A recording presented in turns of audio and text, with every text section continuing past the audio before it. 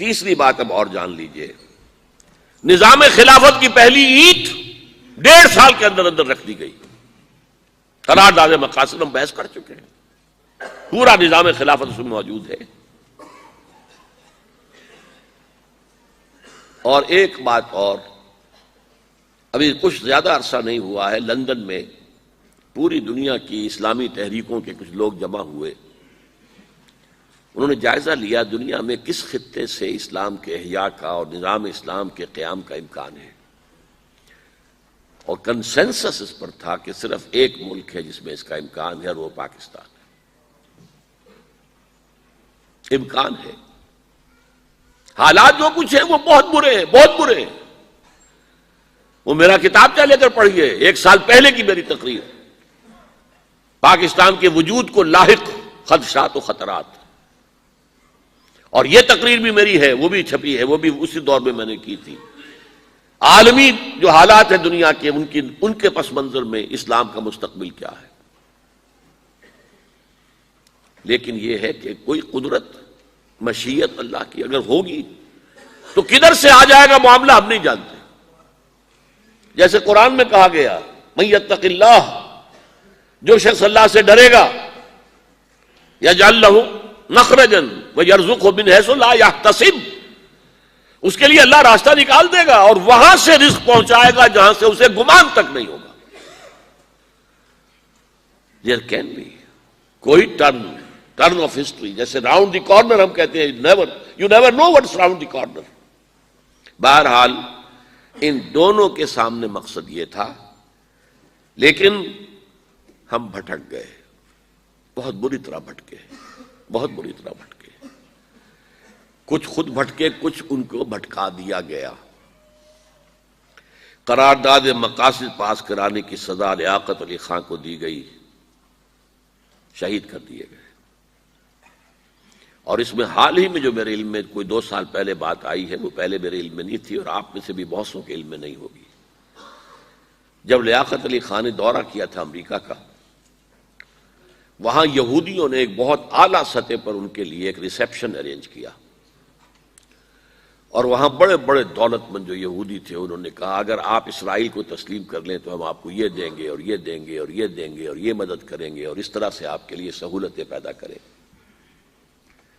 میں حیران ہوں لیاقت علی خان کے بارے میں کہ ان کا جملہ یہ کوٹ کیا گیا ہے، یہ رسالہ امپیکٹ نکلتا ہے لندن سے، اس کے اندر کوٹ کیا گیا ہے، gentlemen our souls are not for sale۔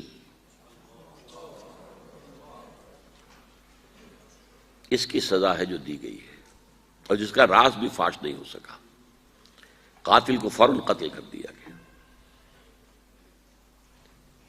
اور اس کے بعد بھی وہ روح پاکستان زور لگاتی رہی نا، جس کی روح سے قرارداد مقاصد پاس ہوئی تھی۔ لیاقت علی خان ہٹ گیا، لیکن ابھی آگے کچھ کو لوگ تو تھے نا۔ اور جب سن 56 کا دستور بن گیا چودھری محمد علی، اور اس میں اسلام دستوری طور پر اور آگے بڑھ گیا، تو اب کیا کیا؟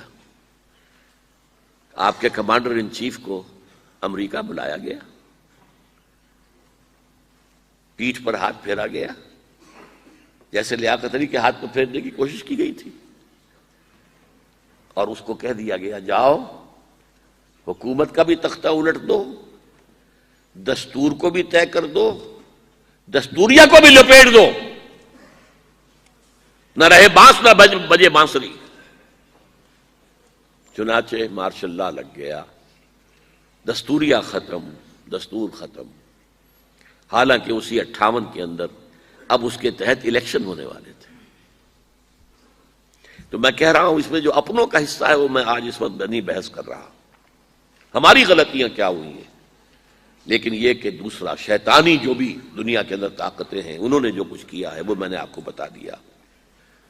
عملی طریقہ کار کیا ہوگا اس کے لیے، جس کے لیے مجھے اور آپ کو تیار ہونا چاہیے؟ ایک زبردست عوامی تحریک برپا کی جائے جس کے 2 ونگز ہوں، تجدید ایمان بذریعہ قرآن، یقین والا ایمان پیدا کرنا، جو میں نے کہا تھا کہ 20ویں صدی کی تحریکوں میں کمی رہ گئی ہے، اس کی تلافی اب کرنی ہوگی۔ اور نمبر 2، توبہ اور اعمال کی اصلاح۔ باز آ جاؤ حرام خوریوں سے، باز آ جاؤ خدا کے لیے، یہ منادی اس تحریک کا ایک حصہ ہے، عوامی تحریک۔ اور یہ نہ کہیے کہ نہیں اٹھ سکتی، اٹھ سکتی ہے، کمر ہمت کسے۔ ہر فرد ہے ملت کے مقدر کا ستارہ، افراد کے ہاتھوں میں ہے اقوام کی تقدیر۔ آپ کو اللہ نے صلاحیتیں دی ہیں، آپ کو اللہ تعالیٰ نے قوتیں دی ہیں، وسائل دیے ہیں، لگا دیں اب اس کام کے اندر۔ تو پہلے تو ایک زبردست عوامی تحریک جس میں نمبر 1 تجدید ایمان بذریعہ قرآن، اور نمبر 2 توبہ۔ قرآن پڑھ رہے ہو تو قرآن پر عمل بھی کرو، اب چھوڑو حرام خوری، چھوڑو بے پردگی اور فحاشی اور عریانی۔ اور نمبر 2، اس عوامی تحریک کو صحیح رخ پر رکھنے کے لیے ایک بڑی مضبوط اور منظم جماعت، اس لیے کہ عوامی تحریکیں بڑے خطرے میں ہوتی ہیں، دشمن انہیں انفلٹریٹ کر جاتا ہے اور پھر ہائی جیک بھی کر سکتا ہے۔ جب تک کہ ایک مضبوط، جیسے ہمارے وجود میں ریڑھ کی ہڈی ہے، جب تک یہ کھڑی ہے میں کھڑا ہوں، اگر اس میں کوئی گڑبڑ ہو جائے گی میں کبڑا ہو جاؤں گا۔